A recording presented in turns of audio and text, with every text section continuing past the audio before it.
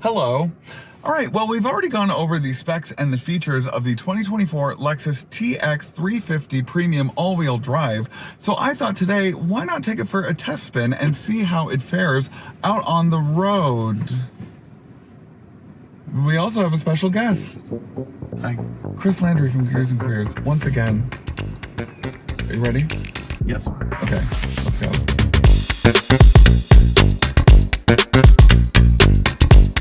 Johnson Lexus, with locations in Raleigh and Durham, is the highest selling luxury brand dealership in North Carolina and the surrounding states. Check the link in the description below.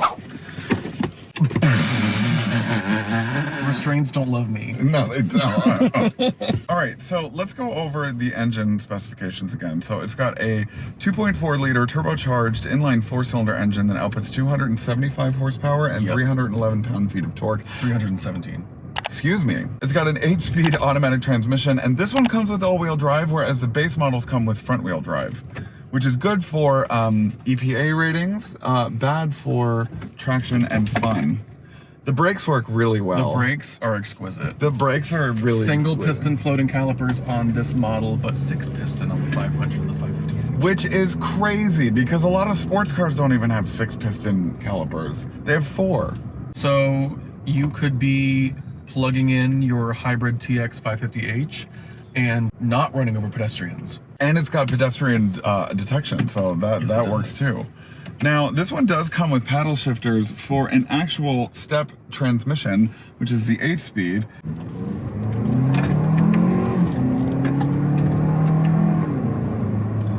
I mean, it's pretty zippy for what it is. 0 to 60 is 7.8 seconds for this all-wheel drive model. We were talking about this the other day. I'm a fan of the way the 8-speed shifts. I wouldn't call it like the most buttery smooth transmission. No. But it has just a little bit of feedback that doesn't feel like it's not luxurious, but it feels a little bit more engaging, definitely more so than like a CVT. Right, it's definitely more engaging, and they're short gears too. Like, they're not very tall gears like whatsoever. Right, like the ratios are very close. The ratios are extremely close. I think the ride overall is just like really good. I mean, it's extremely supple. I think it might even be better than the Grand Highlander's ride. I'm sure that this model can come with larger wheels. The ones we've got pretty decent sidewall on these tires, Goodyear Assurance tires, just a standard fare. And the only complaint I really have is that there seems to be a little bit of tire noise on the highway. Yeah. I'm sure that's more a product of the tire choice rather than the actual design of the vehicle. Very comfortable, smooth. We can have a conversation at highway speed easily in here. No complaints.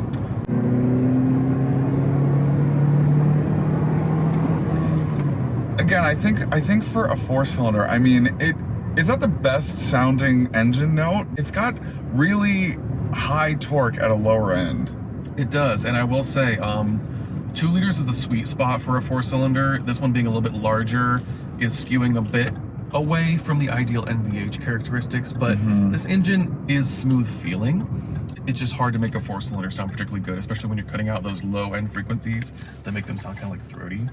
But I have no complaints. This is doing very well serving duty in a luxury vehicle. Yes, and it also comes with, because it's an all-wheel drive, what I failed to mention in the last video is that it has a downhill assist, which is just a low-end cruise control for downhill speeds, up to I think 12 miles an hour, if I'm not mistaken. It also comes with a trail mode, and then the other drive modes in here are going to be located in the infotainment system.